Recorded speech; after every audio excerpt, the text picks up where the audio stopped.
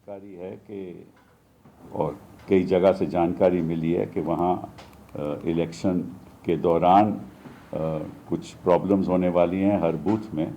तो इस वजह से इलेक्शन कमीशन ने ये तय किया है कि हर बूथ पे एक सेंट्रल गवर्नमेंट का नॉमिनी होगा, सेंट्रल गवर्नमेंट ऑफिसर की नियुक्ति की जाएगी। और हाई कोर्ट में ये मामला जब आया तो ये कहा गया कि वहाँ ऑलरेडी इलेक्शन कमीशन के मुताबिक वहाँ एक ऑब्जर्वर, जिसको कहते हैं माइक्रो ऑब्जर्वर, जो सेंट्रल गवर्नमेंट का नॉमिनी होता है, सेंट्रल गवर्नमेंट उसकी नियुक्ति करती है, वो हर बूथ में वैसे भी वहाँ रहता है। और उस साथ साथ में सारी पार्टी के पोलिंग एजेंट्स रहते हैं, सारी पार्टी के इलेक्शन एजेंट्स रहते हैं, और फिर सुपरवाइज़र भी रहता है, पोलिंग सुपरवाइज़र।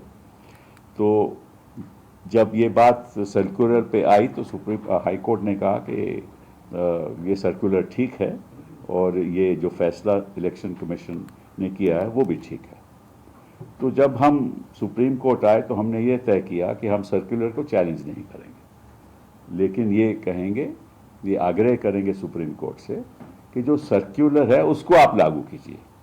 अब सर्कुलर 13 अप्रैल 2026 का है, तो वो सर्कुलर मैं आपको पढ़ भी देता हूँ, पहले समझा दूंगा फिर पढ़ भी दूंगा। उसमें ये लिखा है कि कई जगह से हमें जानकारी मिली है कि इरेगुलरिटीज़ होने वाली हैं इलेक्शन के प्रोसेस में, काउंटिंग के प्रोसेस में इरेगुलरिटीज़ होंगी। तो इसलिए हम चाहते हैं कि जो एक सेंट्रल गवर्नमेंट का employee apart from micro observer वहाँ रहे, ये फैसला है। तो हमने फिर कहा कि उसी सर्कुलर के अंतर्गत, वो मैं पढ़ देता हूँ, वो कहता है कि from further a dedicated module is being incorporated in ECI net for randomization of counting personnel and generating of counting ID cards. The salient features of the proposed module are as follows. मतलब कि जो मोटी मोटी बात जो है circular के अंतर्गत उन्होंने कही है कि random selection of state government and central government employees from the respective personal data basis for counting use. तो इसका मतलब ये हुआ, सर्कुलर कहता है कि आप एक केंद्र का भी नॉमिनी वहाँ रख लीजिए और एक राज्य का भी नॉमिनी रख लीजिए। जो सरकारी मुलाजम होगा केंद्र का भी होगा और राज्य सरकार का भी होगा, और ये नियुक्ति उनकी होनी चाहिए। तो हमने सुप्रीम कोर्ट में कहा कि देखिए, उनका खुद का सर्कुलर कहता है, चलिए आप सेंट्रल गवर्नमेंट नॉमिनी रखना चाहते हैं तो रखिए, लेकिन साथ साथ एक स्टेट गवर्नमेंट नॉमिनी भी रखिए, उसकी भी रैंडमाइजेशन नाम करके रखिए। तो सुप्रीम कोर्ट ने कहा कि आप तो वहाँ सर्कुलर चैलेंज कर रहे थे, तो हमने कहा कि अब हम सर्कुलर नहीं चैलेंज कर रहे, हम तो कहते हैं कि उसको लागू करो।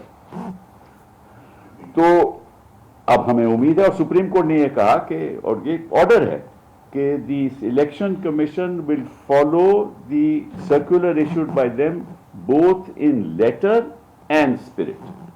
मतलब कि उस सर्कुलर को आप लागू करोगे, और जो भी वहां लिखित है उसको लागू करोगे। और लिखित क्या है कि स्टेट गवर्नमेंट का नॉमिनी भी होगा और नॉमिनी भी होगा, केंद्र सरकार का भी नॉमिनी होगा, राज्य सरकार का भी नॉमिनी है, जो दोनों गवर्नमेंट सर्वेंट होंगे। तो ये ऑर्डर हुआ है। जो मेन स्ट्रीम मीडिया चला रहा है वो ये है कि हमारी याचिका डिसमिस होगी, ये बिल्कुल गलत है और ऐसा होना नहीं चाहिए। अब ठीक है, आप गोदी मीडिया हो, आप उनकी गोद में बैठे हो, लेकिन इतना भी मत बैठो, मतलब कि सही जानकारी तो दो।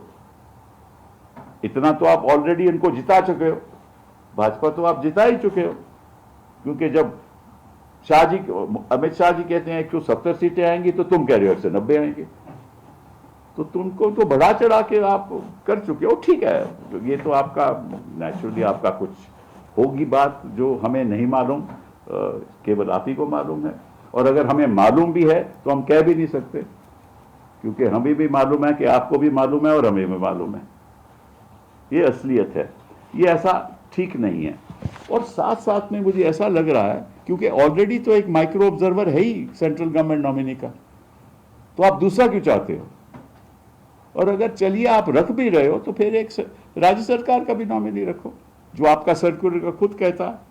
और साथ साथ में सर्कुलर आखिर में मैं आपको वो भी पढ़ा देता हूँ, वो बड़ा इंटरेस्टिंग है। वो भी सर्कुलर कहता है आखिर में, you are requested to ensure strict compliance with the above the instruction. Strict compliance. That is कि इसका आप पूरी तरह से इसका पालन करो, स्ट्रिक्टली पालन करो। ये सर्कुलर में खुद रखा हुआ है, तो फिर राज्य सरकार का नॉमिनी गवर्नमेंट सबमिट होना चाहिए।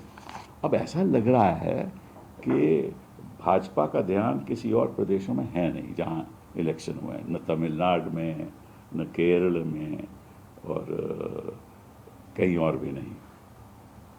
तो असम में तो हम देख ही रहे हैं क्या हुआ।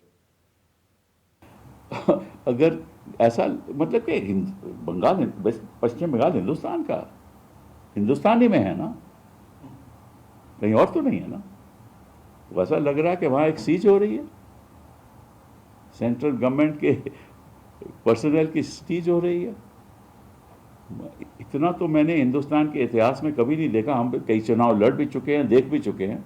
इस तरह से जितने लोग सीएपीएफ के वहाँ तैनात हैं, वो मणिपुर में नहीं है, जम्मू कश्मीर में नहीं है, लेकिन वहाँ हैं क्योंकि यहाँ कोई युद्ध चल रहा है, भारी युद्ध कोई चल रहा है, कोई आक्रमण कर रहा है, कि आपको उनके इतने सीएपीएफ पर्सनल आपको रखने की जरूरत है? इलेक्शन ही है ना भैया, चुनाव ही है ना।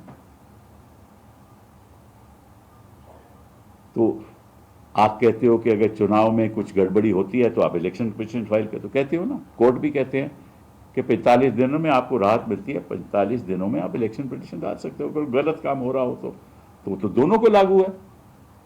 वो भी इलेक्शन पिटीशन डाल सकते हैं और ये भी इलेक्शन पिटीशन डाल सकते हैं। फिर इतने लोगों, इतनी सीएपीएफ के तैनात होने की जरूरत क्या है? अब सिक्योरिटी तो उनके हाथ में है ना, सिक्योरिटी तो पश्चिम बंगाल की सरकार के हाथ नहीं है। अब तो ईसीआई सब कर रहा है। तो अगर ईसीआई सब कर रहा है, सीएपीएफ भी वहां है, सिक्योरिटी उनके हाथ है, तो डर किस बात का? और पोलिंग बूथ पे पोलिंग एजेंट भी हमारा है, उनका भी पोलिंग एजेंट है, टीएमसी का भी पोलिंग एजेंट है, बाकी जो चुनाव लड़ रहे हैं वो पार्टी जो भी लड़ रही है उनके सारे के पोलिंग एजेंट हैं, उनके इलेक्शन एजेंट हैं। सिक्योरिटी आपकी है, अंदर जाने की अनुमति आप ही देते हैं। वहां एंट्री, जब तक आईडी कार्ड नहीं दिखाओगे तब तक एंट्री नहीं होगी।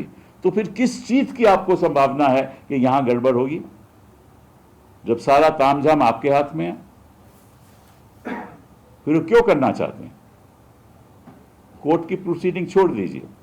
इनकी मंशा क्या है आपके हिसाब से? ये क्यों ऐसा करना चाहते हैं?